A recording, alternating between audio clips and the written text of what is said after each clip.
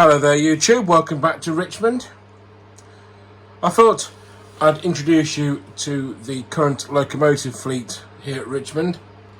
The fleet itself is fairly fluid and we've had locos come and go in the last few months, and the last couple of years really.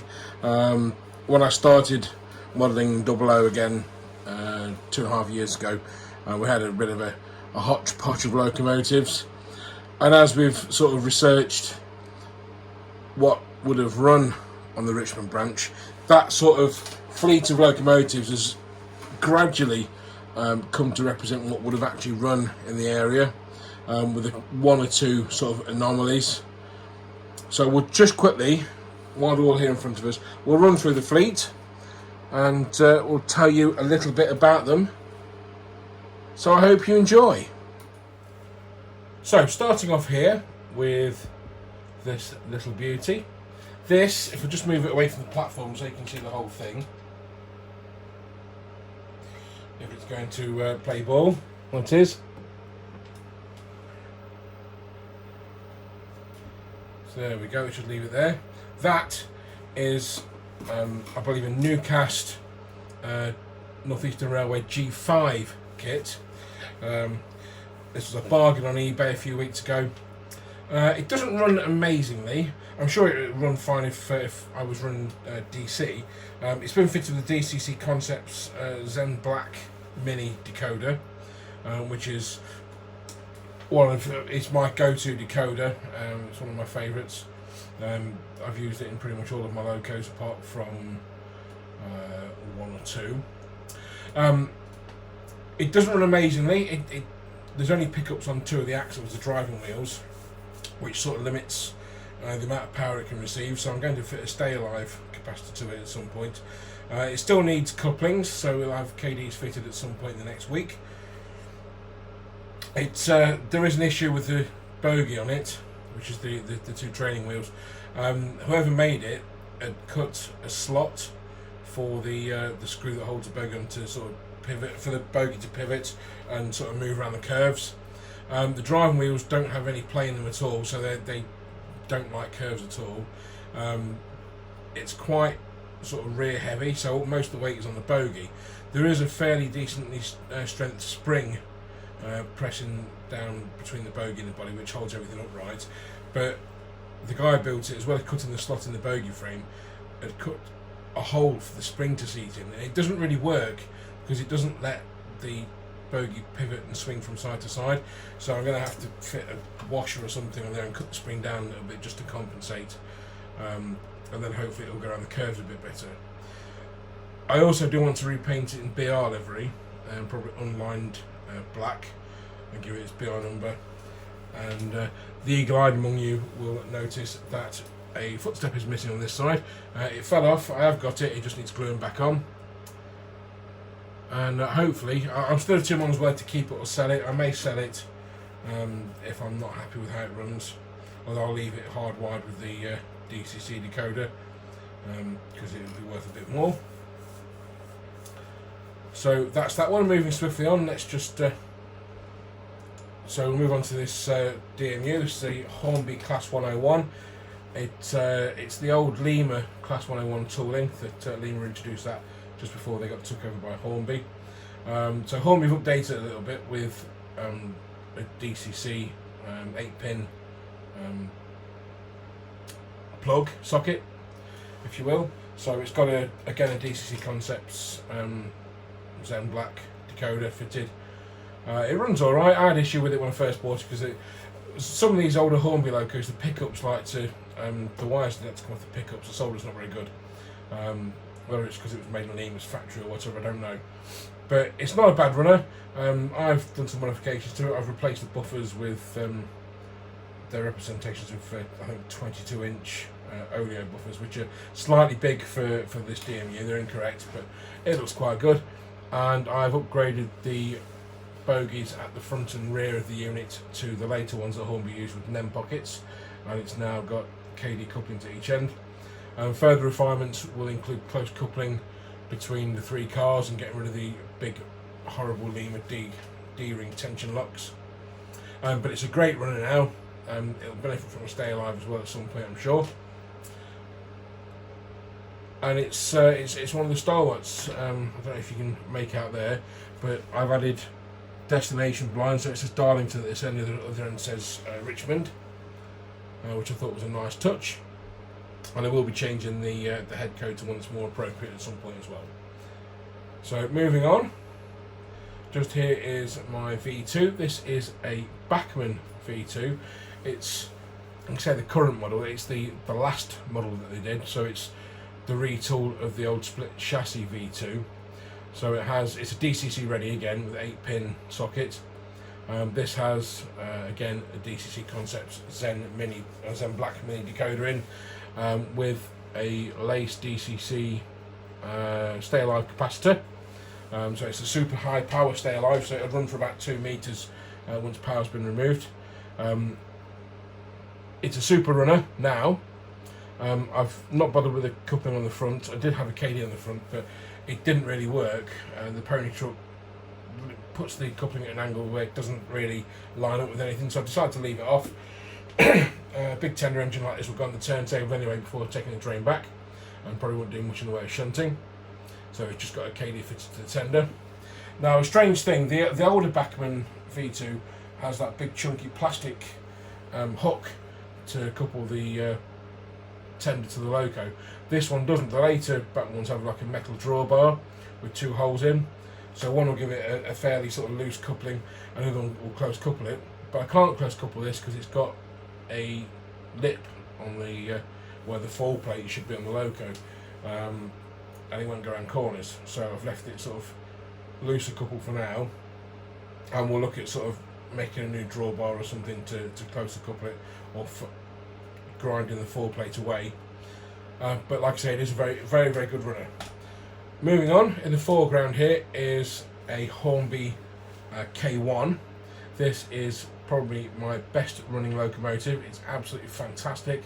It was like that straight out of the box. Again, it's fitted with a DCC Concepts Zen Black decoder. I believe it might be the mini one, I'm not sure. It's been a while since I looked inside. But it does run really, really well. It's got KDs fitted front and rear.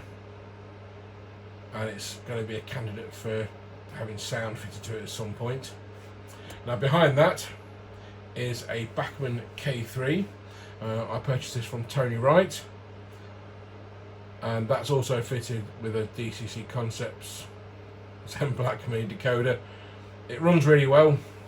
It's another one of my good runners. It's had the tender to loco drawbar coupling replaced with a hook and loop wire, which gives it a really close coupling. It looks great. It's been weathered as well, and again that's got KD couplings front and rear. Moving on, next to the K3 is a Bachmann standard class 3 MT tank. Now this has been renumbered and weathered by its previous owner to resemble a member of the class that was based in the northeast, and it is one of the models that has the opening smoke box. Now unfortunately the opening smoke box, when you open it, it's got a little bit of gubbins inside. You can see like the blast pipe and the ends of the tubes and stuff.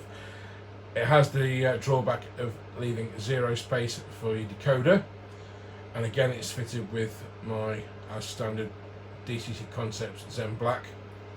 Now I've had to glue the smoke box door closed and remove the representation of the blast pipe and the tubes from inside, just so I can get the decoder to fit. And it's an awful, awful runner. I don't know if it's a representation of all of the Bachmann standard 3 tanks, but it doesn't run very well at all. It's it doesn't like curves. It had footsteps fitted to the front by the buffer beam that would have been, you know, as per the real thing.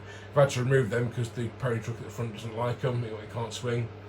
Doesn't bother me that much, but like I say, it's not a particularly great runner. I don't really want to sell it because it's a local engine, so we'll just grin and bear it. Behind that is the Bachmann J72. Now you'll be pleased to know this is fitted with a Bachmann decoder. It's a Next 18 decoder. It was one that was recommended by Bachmann to fit. It has firebox glow as well, and it's one of the ones that I think it's the first of the newer models that comes with a built-in speaker. So it's a candidate for sound at some point, but with the sound decoder costing almost as much as I pay for a Locomotive, I'm quite reluctant to fit one. If I do, don't tell my wife. Now, at the front there, in LNER livery, is one of my latest purchases. That's an XGreat Central Class A5 Pacific tank. I believe it's an A5/1. Now, I bought this from Vectis auction before Christmas. It cost me quite a lot of money. It's not fitted with a DCC Concepts decoder. It's got a Bachmann 8-pin decoder, which I've hardwired to it, and it runs absolutely beautifully. I haven't fitted a cup into the front yet because whoever built it had put tension locks on, and I think he must have welded the tension lock to the bogie, and I've had to cut it off. I'll find a way to stick the KD on at some point, but until then it's got a KD on the back, and it pulls absolutely everything I own, including the locos. It's a candidate for sound as well. I'm going to toy with the idea of fitting a Hornby TTS chip to it, just because it's cheap. Probably the J76 chip, because it's for a 2-cylinder loco, which this is, although the J36 is a lot smaller. But it's my new favourite loco at the moment. It's absolutely lovely. It's really well detailed. It's really well made. There are a couple of issues with the bogie at the front. The wheels catch on the body on some of the points and short out. It just needs the chassis sort of filing down a little bit so the flanges on the wheels clear the frames of the chassis, and then it'll run absolutely perfect. Now, behind that is my Hornby Class L1, which again is fitted with the DCC Concepts Zen Black mini decoder. Unfortunately, this is also one of the worst runs I own. It was bought from the same guy that I had the Standard 3 from. It's been weathered, factory weathered. It's been renumbered to a local engine, which may well have visited Richmond at some point. The L1s were common visitors, as were the A5s, which is why I have a Great Central loco here. But back to the L1, yeah, it's not a very good run. I did toy with getting a new motor for it, but I think it benefits from a stay alive at some point. It really doesn't run very well at all. When I bought it, when I got it out of the box, the rear bogie fell to bits, victim of Mazak rot. So the rear bogey's been replaced with a unweathered black one, which is why you can tell the wheels are shiny at the back. The pony truck at the front fell to bits as well, again a victim of Mazak rot. There are no weathered ones or black ones available, so it's had to have a lined green one, so it looks a bit mismatched. But like I say, once it gets to stay alive, it might run quite a bit better. Now, last but not least, at the back behind the L1 is a Hornby D49. It's not the DCC ready railroad version, which is based on the old Hornby tooling. This is an old Hornby tooling D49 with the Ringfield motor. Now, in the subject of a previous video, those of you that have watched it will know that the Ringfield motor has been chucked away, and I've replaced it with a CD drive motor kit from Strathpeffer Junction, which was a piece of cake to fit. It's also got a DCC Concepts Zen Black decoder hardwired to it as well, which unfortunately means that it doesn't pull as much as I would like, and on a couple of bits on uneven track it doesn't run because the driving wheels, the motorised wheels and the tender, because they've got no weight, they'll just spin. So we're going to try and figure out some way of adding some weight to it at some point. But it does run really, really well now that the motor's been replaced. The Ringfield motor was awful. It's, you know, it's 1980s tech, or 1970s tech even, so it's no good for the modern age. But it does run really well now. It's a little bit hesitant on low sort of throttle settings, but when it does go, it starts up nice and smooth and then runs quite fast. So if we just zoom back out, there we go. So that is my loco fleet in a nutshell, and I really hope that you've enjoyed this video, and I wish you all a happy new year,